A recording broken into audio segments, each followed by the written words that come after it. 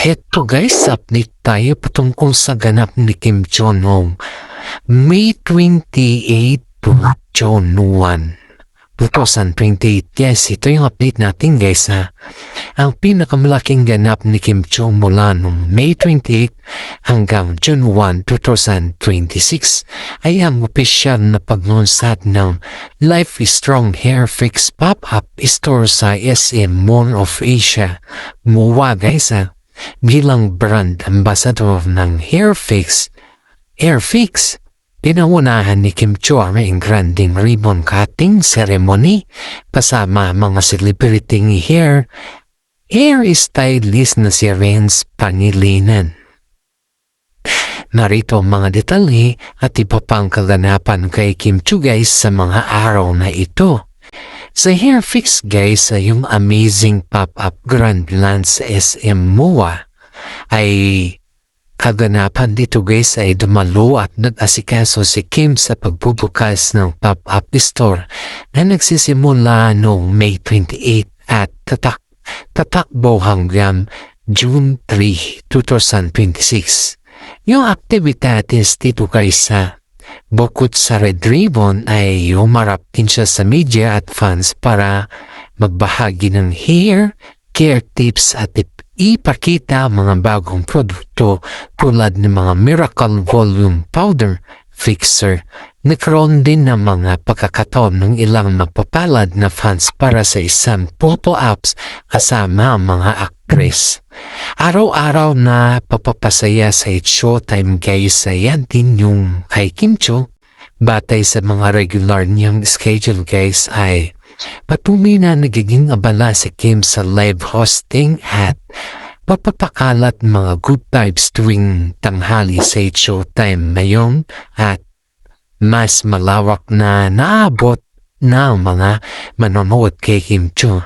Yung sa throwback naman sa Paris at saka sa social media updates ni Kim Jong guys ay noong May 30 to 31 ito naging usap-usapan din sa social media ang pag-post ni Kim ng kanyang mga nakaraang larawan habang namamasyal sa Paris.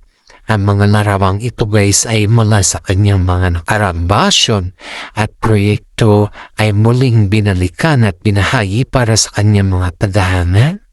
Iyan yung mga inabangan natin guys kay Kim Jong. Pero yung throwback ni guys ang mga viral na post ni Kim Jong noong May 30 guys ay nagmula yan sa mga serye ng Kim ng turista Instagram post kung saan ay binahagi niya ang kanyang mga paboritong larawan mula sa mga nagdampiyahin niya sa Paris. Kung gusto ninyong malaman guys ay narito mga detalye at mga mahahalagang detalye sa likod mga social media updates ni Kim Jong. Ang dahilan ng biyahe niya sa Paris guys, ito yung dahilan ng kanyang biyahe sa Paris, yung business courses niya. Alam naman din natin ito guys at saka dinag na natin ito noon. Hindi lamang simpleng bakasyon ang pinuntahan ni Kim Jong doon sa Paris guys. Noong Marso hanggang April 2026, lumibad siya doon para kumuha at magtapos ng isang 3 weeks short course sa business ng management at marketing. It's all about kanyang business guys kasi kilala naman natin si Kim Jong na business-minded at marami siya mga business talaga. Binahagi niya na bahagi ito ng kanyang mga personal na paglago ngayong 2026 sa kanyang business at pagganda para sa pamamahala ng kanyang sariling negosyo at pinansya. Iyan po yung purpose ni Kim Jong guys kung bakit pumunta siya sa Paris. Yung iconic fashion at wavy na V post niya guys. Ito yung sa kanyang post ng May 30 lang ito Ginamit niya ang caption na Favre la V por la Gwila or Jaitan Pray or kumbaga guys sa Tagalog is mabuhay sa buhay na matagal kong ipinagdasal. Yan po yung ibig sabihin niya yan sa Tagalog. Ipinakita sa mga larawan ng kanyang mga sophisticado OOTD or outfit of the day habang naglalakad sa mga kilalang pasyalan tulad ng mga Arc de Triomphe at Eiffel Tower na tinawag ng mga fans at fashion magazine na isang tunay na Parisian runway looks. Yan po yung kwan ni Kim Chiu. Yung bagong update sa vlog niya naman guys ay kasabayan kanyang larawan, nag-post din si Kim ng isang new lap alert noong gabi ng May 31. Tampok sa kanyang YouTube channel na mga behind the scene na kwento ng ng pakikipagkapwa-tao at mas malalim na tsikahan tungkol sa mga kanyang mga naging karanasan niya sa Europe. Iyan po yung kanyang kwan guys. Kasabay ng kanyang larawan dito guys at ito yung sinasabi natin na yung bagong vlog alert ni Kim Chiu guys sa official na channel niya na Kim Chiu PH ay nagdulot ng malaking pananabik sa kanya mga milyon subscribers at tagahanga. Ito narito mga ilang pangkaragdagang detalye tungkol sa mga inilabas niyang vlog noong gabi ng May 30. Mga tampok sa bagong vlog ni guys ay yung behind the scene. Ito yung pinapakita ni Kim ang mga kaganapan sa kanyang buhay na hindi nakikita sa telebisyon, kabilang mga paghahanda sa kanyang mga bagong endorsement at mga pasilip sa kanyang mga pang-araw-araw na routine bilang isang business girly. Chikahan at reminiscing, iyan po yung inabangan ng mga karamihan dito guys na ayon sa kanyang official na post ay naging emotional at masaya ang naging pagbabalik tanaw niya sa mga mahahalagang alaala ng mga nakaraang buwan. Partikular na ang kanyang magiging biyahe sa Europe kung saan marami siyang natutunan para sa kanyang personal na paglago. Ayan po. Ugnayan sa mga fans naman guys ay binigyan din sa vlog ang kanyang pasasalamat sa walang sawang suporta ng kanyang mga fans. Lalo na sa mga nag-trending na turista post niya sa Paris ng kamakailan lang. Yan yung inaabangan ng mga fans guys at lahat naman tayo dito ay inaabangan din natin yan. Ito rin guys sa pagkatapos tayo kay Kim Chiu guys ay may updating tayo kay Paolo Avellino. Kaganapan din kay Paolo guys ay maraming mga netizen po ang naghihintay din sa kaganapan kay Paolo guys ha. Heto guys no May 28 hanggang June 2026 guys ay ang mga matinding pagsubaybay sa pagtrending ng kanyang mga eksena sa hit prime time series na talibay sa free TV at online streaming. Narito ang mga detalye ng mga kaganapan at update tungkol sa aktor sa mga araw na ito. Ang pagtrending ng teleseryeng Dalibay guys, ito kay Paolo Avellino ito guys matinding episode noong May 28 naging usap-usapan ng karakter ni Paolo bilang isang Vincent matapos itong ipagtanggol si Stella laban sa mga paratang ni Linda kaugnay ng pagkamatay ni Ramona at Walter. Umabot ito sa punto kung saan inamin ni Vincent ang kanya pagmamahal kay Stella upang protektahan ito. Yung viral kissing scene naman nila, ito na yun. Ito na yung talagang nag-trending sa social media guys na inilabas ng compilation ng 5 iconic kissing scene ni na Vincent at saka si Stella. Dahil sa chemistry ng dalawang actor or actress guys ay labis na ikinakilig ng mga fans. Yan po yung talagang beso-beso ng mga fans ito. Pangalawa naman guys ay yung paghahanda para sa bagong teleserye nilang Opiko. Matapos ang kanilang matagumpay na International Love Kimpaw Tour sa US at Canada guys ay noong April at May guys si Paolo ay kasalukuyang naghahanda para sa susunod niyang malaking proyekto sa Prime Video na pinamagatang Kopino.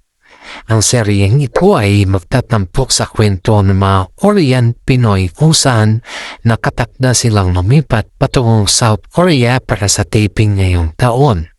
Sa media naman, social media at endorsement naman guys ay patuloy na aktibo si Paulo sa papromote ng kanyang endorsement, partikular na ang kanyang mga kamakailan lang commercial appearance tulad ng Salonpas Philippines na patuloy na umaani ng engagement mula sa kanyang mga tagahanga online. Ayan po si Paulo.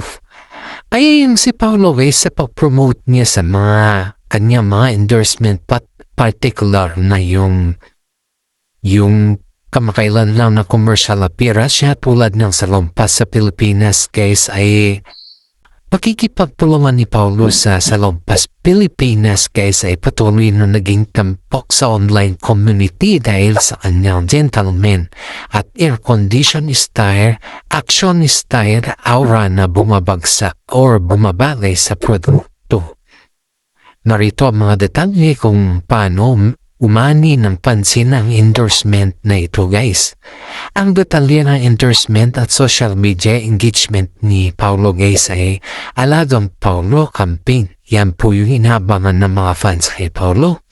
Madalas gamitan ng mga fans sa kanya mga commercial line at visual materials para magbiro online tulad sa pagiging tagapag-alaga or gamot sa sakit ng katawan na nagpapakita ng malakas na koneksyon ng kanyang brand sa masa. About naman sa fan edit at memes guys ay maraming tadahanga or particular na mga kimpaw shippers ang gumagawa ng mga creative edit na nag-uugnay sa kanyang pagiging endorser ng pain reliever pads sa mga nakakapagpabagabag o nakakakilig na eksena nila ni Kim Chu sa kanyang teleserye. Yung sa digital present naman guys at bukod sa mga patalastas sa teleserye o television, ang mga promotional photos at videos clip na nilabas sa mga opisyal na social media page ni Paulo at ang mga brand na nakakakuha ng libo-libo like, share at comment mula sa mga netizens sa tuwing naputos ang aktor. Iyan po si Paulo guys. Ito yung huling topic natin for today. Kasi may narinig tayo sa kabila or sa ating legit na sources guys kung bakit para mukhang may tampuhan ng dalawa sa ngayon. Pero ayon dito sa ating legit na sources guys ay walang kumpirmadong serye or seryosong away o pumalitan sa pagitan ni na Kim Chu at saka si Paulo. Ang madalas na napag-usapan ng mga fans tungkol sa kanang nagtatampo or pikunan ay bahagi lamang ng kanilang mga on-screen karakter. Biruan sa likod ng kamera at makabilang personalidad. Ito guys, narito ang mga paunahing detalye kung bakit madalas silang mapuksong may mga tampuhan. Ang kwento sa teleseryeng Dalibay guys, si Vincent at Estela, ito yung karakter kasi ng dalawa guys ha. Karakter ni Paulo dito guys is siya si Vince at ang karakter naman ni Kim Choi si Stella. Sa kanilang napapatuloy na serye ay dumaan sa matinding pagsubok or sekreto at emosyonal na mga eksena. Ang mabigat na tensyon sa serye ay madala ng mga fans sa totoong buhay kaya inakala ng mga ilan na may tampuhan ang dalawa. Yung issue sa late o pagkahuli sa taping guys, ito na yun. Andito na. Sa mga nakaraang panayam guys ay pabirong binunyag ni Kim na madalas mahuli or malate sa set si Paulo dahil sa hilig nito sa pag-ehersisyo o pagtakbo sa umaga. Ito yung dahilan ng kanilang tampuhan guys, yung kahilig ni Paulo na malate sa set. Bagamat idinala nito ito sa tawa, ang mga garitong behind the scene na asaran ay nagiging paksa ng tuksuhan ng Marco at mga fans. Yung opposite attraction sa personalidad naman nila guys ay si Daldal versus si Tahimik. Ito yun. Inamin ng dalawa na magkaiba ang kanilang mga ugali. Si Kim ay isang ball of sunshine na napapa-bubbly at madaldal habang si Paulo naman ay seryoso at misteryoso at tahimik. Dahil magkaiba sila ng mga enerhiya, may mga pagkakataon na sa kanilang mga interview o vlog na nakakaroon sila ng maliit na tikunan o tampuhan vibes na labis naman ikinakikilig na mga tagahanga nila guys. Iyan po yung ating updates for today. At bago natin tapusin yung ating updates guys ay shoutout muna tayo sa mga senior citizen dyan na palaging nanonood sa ating YouTube channel. Maraming salamat po at God bless po sa ating lahat.